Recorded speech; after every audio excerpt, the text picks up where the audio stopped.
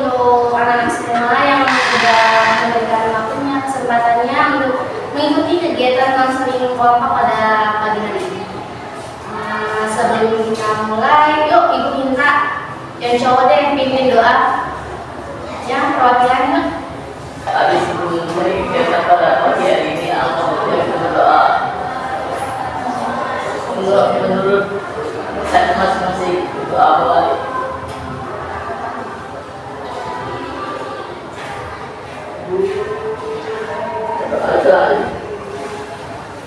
Oke, sebelumnya Ibu mau tanya nih, kalian di sini ada yang udah pernah melakukan konseling kelompok seperti ini? Belum. Ini baru pertama kalinya. Baik, kalian udah tahu nggak sih konseling kelompok itu? Karena ada edukasi di sini, jadi konseling kelompok itu merupakan salah satu layanan yang ada di masyarakat. Tujuannya membantu peserta didik itu menyelesaikan masalah dalam dinamika kelompok. Kelompok itu ya seperti ini. Kelompok secara bersama-sama. Tujuannya itu yaitu membantu peserta didik mengatasi perilaku yang salah, perilaku yang benar atau yang tepat. Di situ juga nanti peserta didik diminta agar dapat belajar membuat sebuah keputusan. Dan peserta didik itu dapat terampil untuk mencegah terjadinya permasalahan yang baru. Itu tujuan dilakukannya konseling kelompok pada hari ini.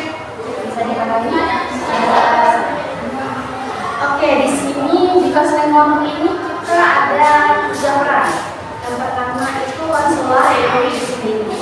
Terus itu ada anggota konselingnya yaitu kalian semua. Dan nanti ada yang konseling atau peserta didik yang bakal kita bahas permasalahan dari awal sampai akhir. Bisa dipahami? Oke, dalam konseling kelompok itu ada beberapa asas yang akan Ibu sampaikan. Yang pertama yaitu asas kerahasiaan. Jadi Ibu mohon untuk semuanya, apapun cerita ataupun apapun yang kita lakukan pada hari ini itu cukup di sini. Nanti ketika keluar dari ruangan ini jangan sampai terbahas kemana-mana. Oke, dan selanjutnya itu ada asas keterbukaan. Jadi Ibu mohon untuk semua peserta didik yang ada di sini bisa terbuka terhadap permasalahannya, terus juga bisa bertanya ke teman-temannya kalau misalnya ingin ada pertanyaan yang membuat kalian penasaran, tanyakan saja. Oke, bisa dipahami? Ini juga Ibu ada kesepakatan bersama. Yang pertama itu mengenai topik kegiatan pada pagi hari ini. Yang topiknya itu tentang, ada yang tahu topiknya tentang apa? Topiknya itu tentang berkomunikasi asertif, berani berbicara, bijak bertindak dalam situasi bullying. Bisa dipahami? Dalam waktu 40 menit ke depan. Bisa ya? Terus juga kita di sini ada kesepakatan bersama. Yang pertama itu akan menyampaikan yang pertama sepakat untuk bercerita tanpa ada yang dikurang-kurangi atau dilebih-lebihkan. Sepakat? Sepakat.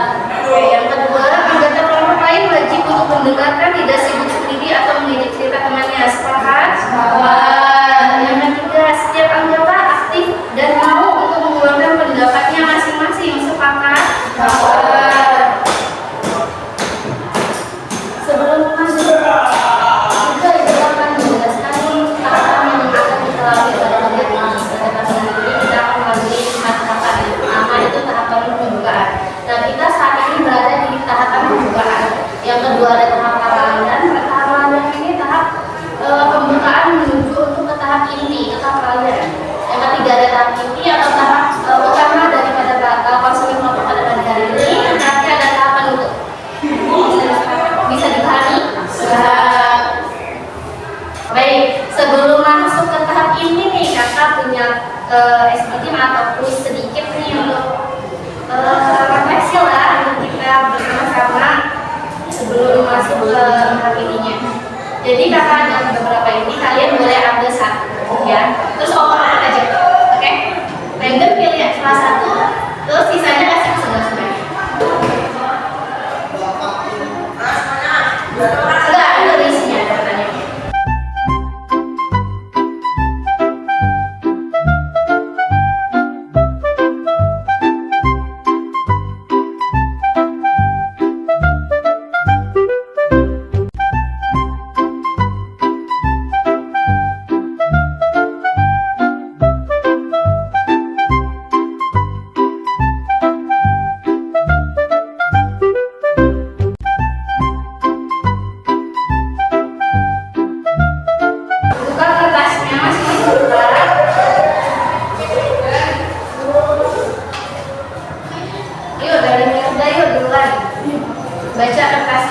jawab pertanyaannya. Jujur dan spontan aja. Gak apa-apa, apapun jawab.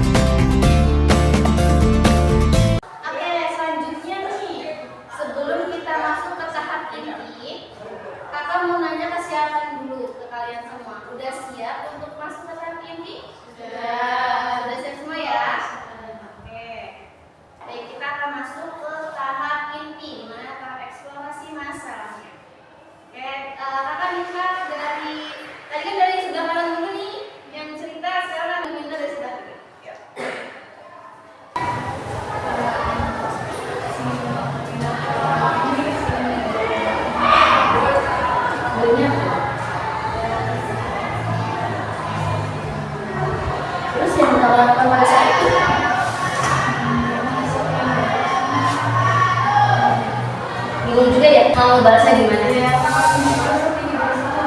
Oh, oke. Yuk sebelahnya.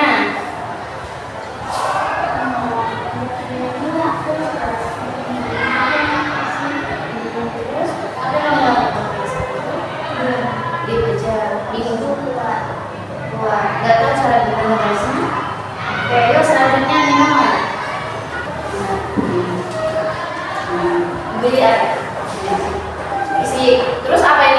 lakukan pada saat itu? Diam aja. Wina diam aja karena emang gak mau melawan atau emang bingung cara melawannya gimana? Emang gak mau? Perasaan Wina pada saat itu gimana? Atau biasa aja, atau kayak sakit banget, atau kayak kecewa atau gimana? Sakit ya? Itu kenapa awal mulai? Kenapa bisa ditonjok? Tahu gimana? Tiba-tiba tuh temennya nonjok itu. Terus waktu itu kalian ngapain? Bagus. Dibalas, terus dia balas lagi. Selesai nggak kira-kira kalau misalnya pesan dibalas gitu? Enggak kan? Oke, nanti kita akan bahas itu. Yuk, silakan. Nanti Pak.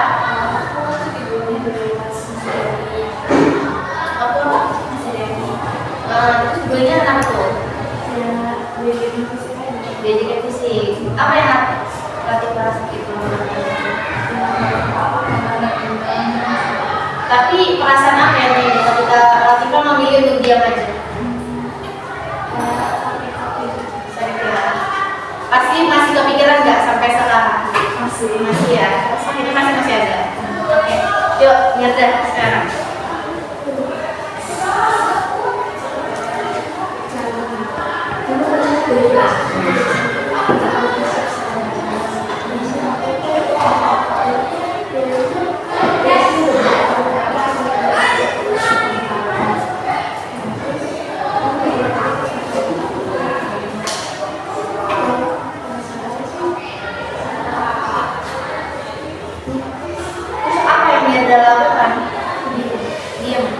Mirna udah pernah nggak sih sekali untuk mengungkapin apa itu yang Mirna rasakan ketika Mirna itu dibully? Udah, apa respon pelaku? Oke, mungkin ada yang salah di sini ya responnya ucapan Mirna sehingga pelakunya masih tetap membuli. Nanti akan kita bahas bareng-bareng. Kan tadi udah saling mendengarkan nih tindakan bullying dan respon atau tanggapan teman-temannya ketika mereka dibully. Kita sepakatin dia bersama-sama kasus siapa yang bakal kita angkat dan kasus siapa yang bakal kita bahas pada pertemuan pada kali ini.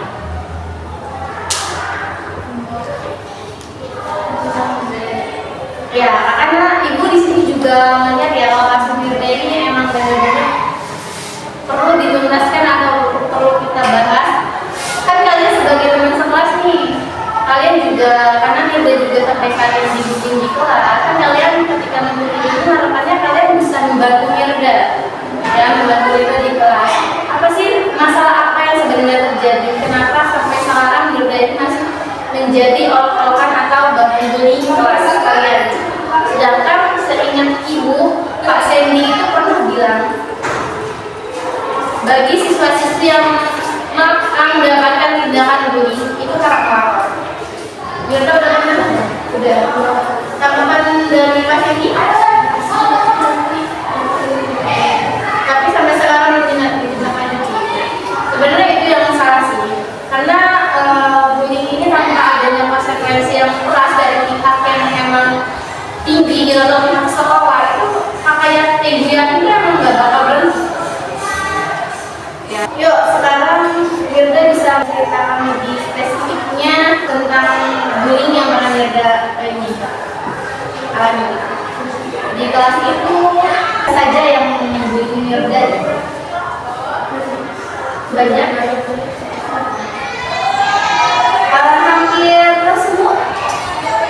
Hampir semua. Berarti kan teman-teman yang di sini juga. Kenapa kalau ketika seseorang selingkuh itu tindakannya harus membuli? Kalian tahu nggak sih apa sih bullying itu sebenarnya? Bullying itu bentuknya intimidasi, merendahkan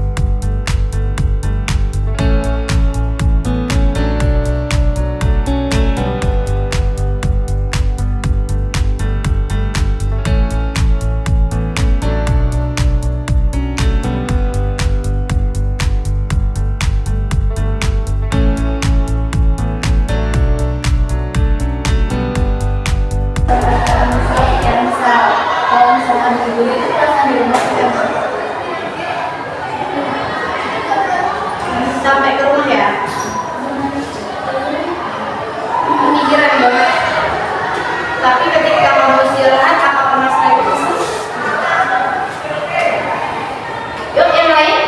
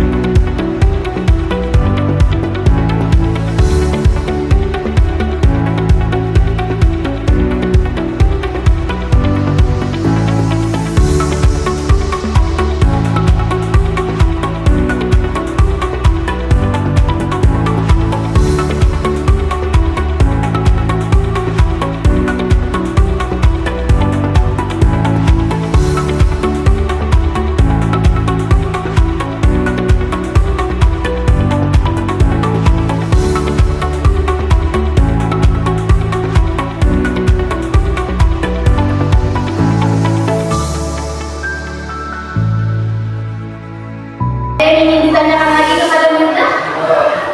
Cukup ya? Cukup ya, oke. Dari kasus Mirna itu kan kita di sini akan membahas bagaimana menanganinya secara asertif. Komunikasi kita ada 3. Apa saja tadi? Pasif. Yang dilakukan Mirna saat ini itu termasuk yang mana? Pasif ya, diam saja, tidak berani membela. Ya, harapannya ketika dalam konseling ini nanti Mirda bisa yang mana?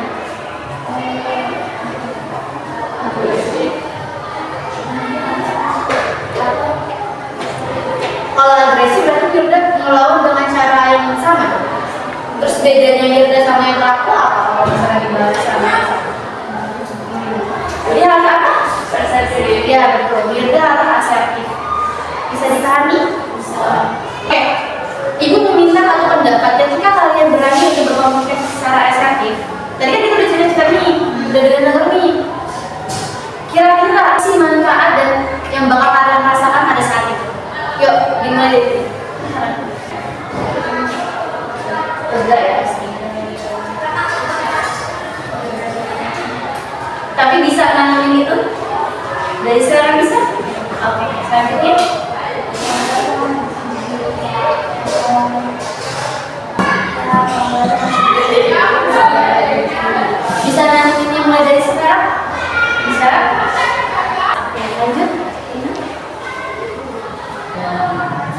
Tidak bingung untuk meresponnya lagi. Oke, berarti Mirda mulai dari sekarang bisa nanganin itu ya. Udah bisa berkomunikasi secara asertif ketika Mirda itu mendapatkan tidak audi. Bisa? Oke, yuk lanjut sebenarnya. Responnya melalui asertif kan? Atau melalui agresif? Apa melalui apa? Asertif. Bisa ditunjukkan atau bisa dilakukan mulai dari sekarang? Nah, yuk lanjut.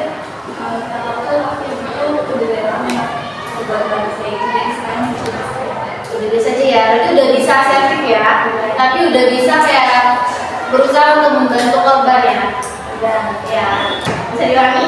Oke, sekarang Mirda nih sebagai dari tadi permasalahan yang kita bahas bareng-bareng nih, ketika Mirda udah bisa menanamkan asertif dalam diri Mirda nih, manfaat apa?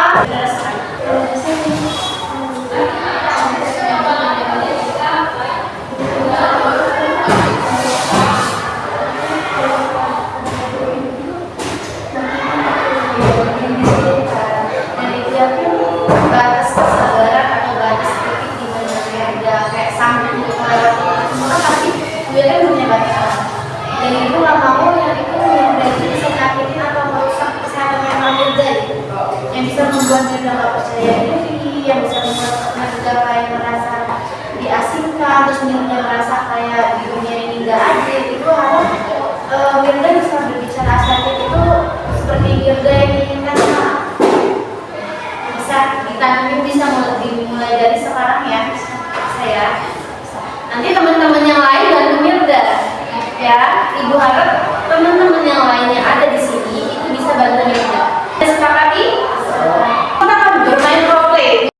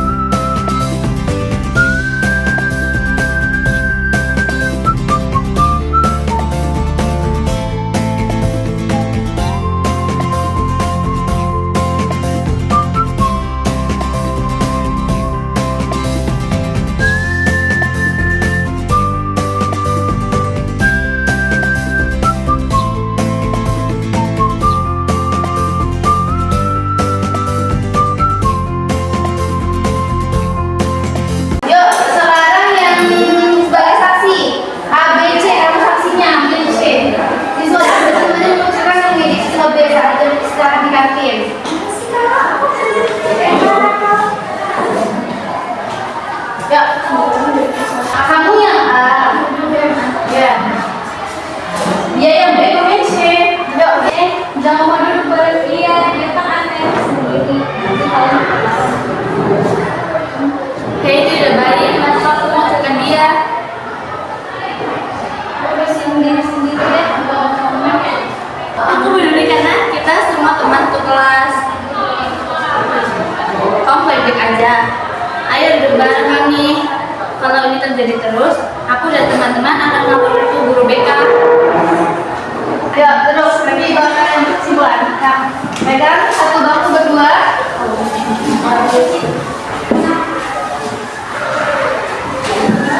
Sini ibu akan nanya bagaimana perasaan kamu ketika tadi berperan sebagai korban, pelaku, dan saksi. Oke, sebagai pelaku dulu deh. Tadi kan kamu udah nyampein nih dengan kata-kata itu tadi. Gimana perasaan kamu? Kamu dibalkan sama peran itu atau dibalkan sama diri kamu sendiri? Menyebalkan sama peran itu lah. Kenapa peran itu berlaku seperti itu? Seneng gak kamu suka sama peran itu? Oke, sebagai saksi, gimana perasaanmu? Jadi saksi itu kayak ngeliatnya kayak kasihan aja namanya bela. Rasanya gitu? Pengen gak jadi saksi yang seperti itu, yang membela teman gitu? Pengen. Bisa diterapkan? Sebagai korban nih, tadi kan udah nih ada kata-kata asertif, kata-kata yang gimana caranya untuk meresponnya nih. Gimana perasaannya? Lega, bisa menjawabnya dengan semangat tapi nggak nyakitin lawannya. Lega.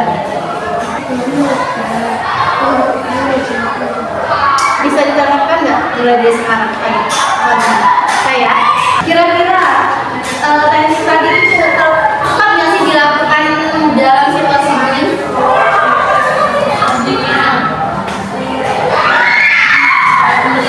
Tepat ya. Ibu ada ini lembaran APD dikerjain ya.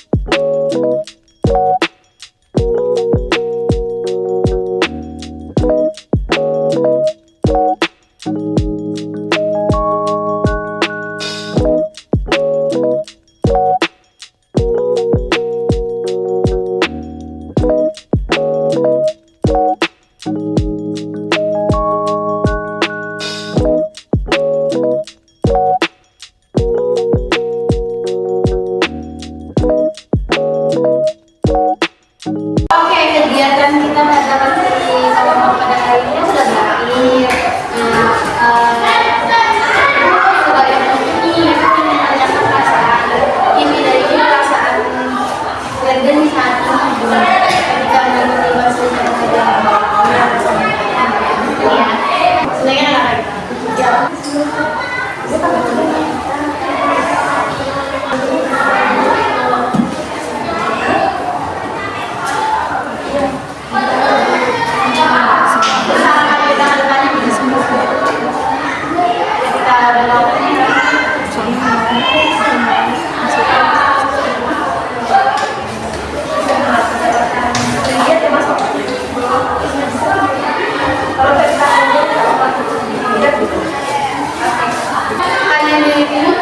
Ya.